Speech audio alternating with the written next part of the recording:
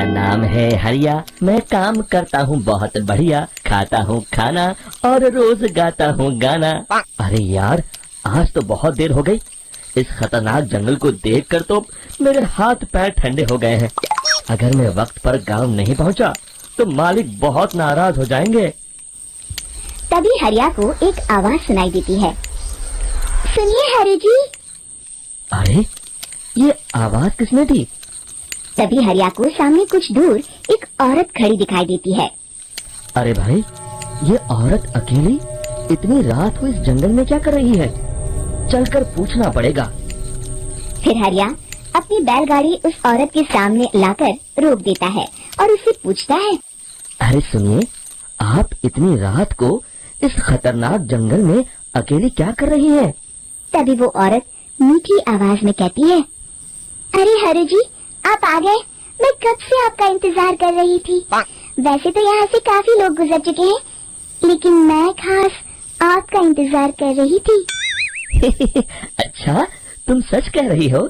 मुझे तो यकीन नहीं हो रहा है। वो क्या है ना, आज तक किसी ने मुझसे इतने प्यार से बात नहीं की। हाँ हाँ हरि जी, मैं सच कह रही हूँ। अब देर मत करिए और जल्दी से मुझे मेरे घर तक छोड़ दीजिए। हाँ हाँ, कौन सी बड़ी बात है, अभी छोड़ देता हूँ। आप मेरे पीछे बैलगाड़ी में बैठ जाइए और मुझे रास्ता बताते चलिए। फिर वो औरत हरिया की बैलगाड़ी में बैठ जाती है और हरिया बैलगाड़ी हाँकता हुआ आगे चल पड़ता है।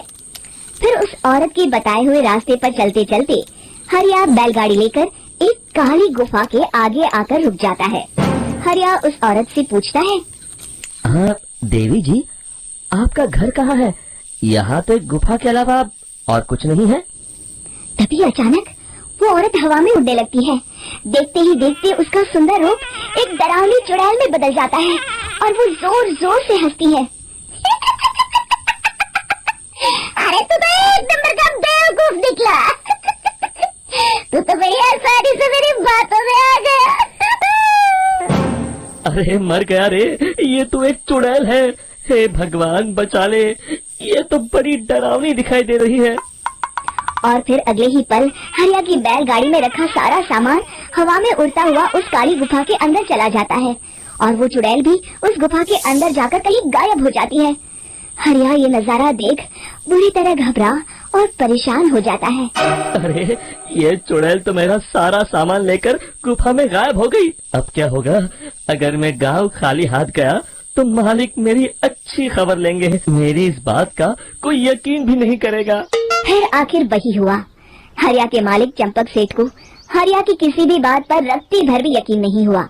चंपक सेठ को लगा हरिया झूठ बोल रहा है और उसने ही लालच में आकर सारा सामान हड़प कर लिया है। फिर हरिया को बेईमान समझकर चंपक सेठ उसे काम से निकाल देता है। अगले दिन अपनी दुकान में परेशान बैठा चंपक सेठ गुस्से में बड़बड़ाता है, अरे, दुकान में तो सामान बिल्कुल भी नहीं है। अब मुझे ही शहर जाकर सामान लाना होगा। फिर वो अपनी बैलगाड़ी लेकर शहर चला जाता है। शहर से सामान लेकर जब चंपक सेठ वापस गांव लौट रहा होता है, तभी उसे एक आवाज सुनाई देती है। चंपक जी, ओ चंपक जी। अरे, ये तो कोई मेरा नाम लेकर मुझे पुकार रहा है। फिर उस रास्ते में वही औरत खड़ी दिखाई देती है। फिर क्या था, हरिया की तरह चंपक सेठ भी उस औरत के पास अपनी बैलगाड़ी लेकर जाता है और वो भी उसकी चिकनी चुपड़ी बातों के मुंह जाल में फंस जाता है। फिर चुड़ैल उसे भी अपनी गुफा तक ले जाती है और उसका सारा सामान लेकर गुफा में गायब हो जाती है।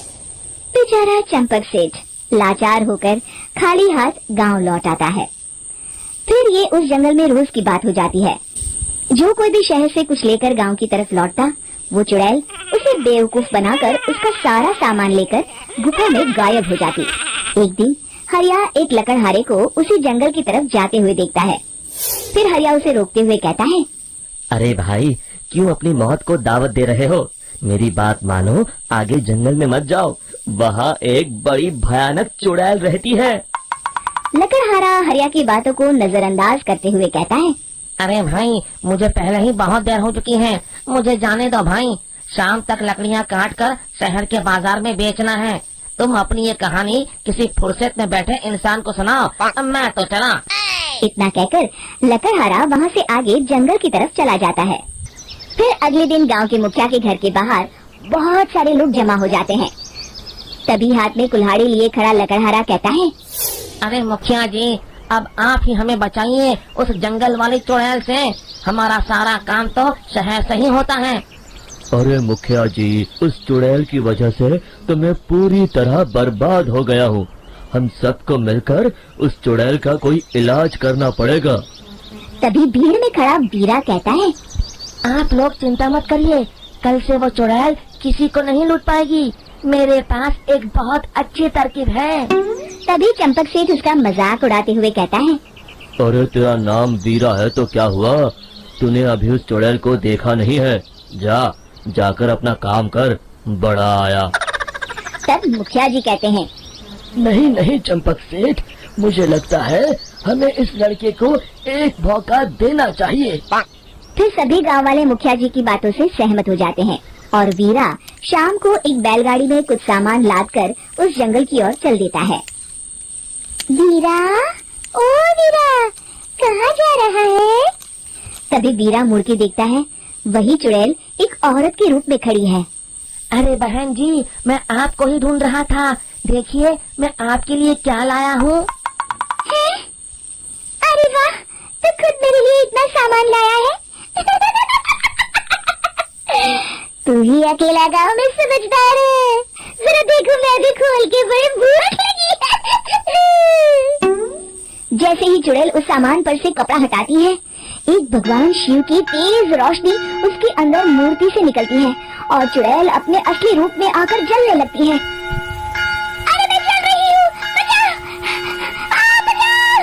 ओम नमः शिवाय, मरने दो! देखते ही देखते वो चुड़ैल राख के साथ उड़ जाती है और सभी गांव वाले भी वहां जाते हैं। शिक्षा बुराई पे सदा अच्छाई की ही जीत होती है।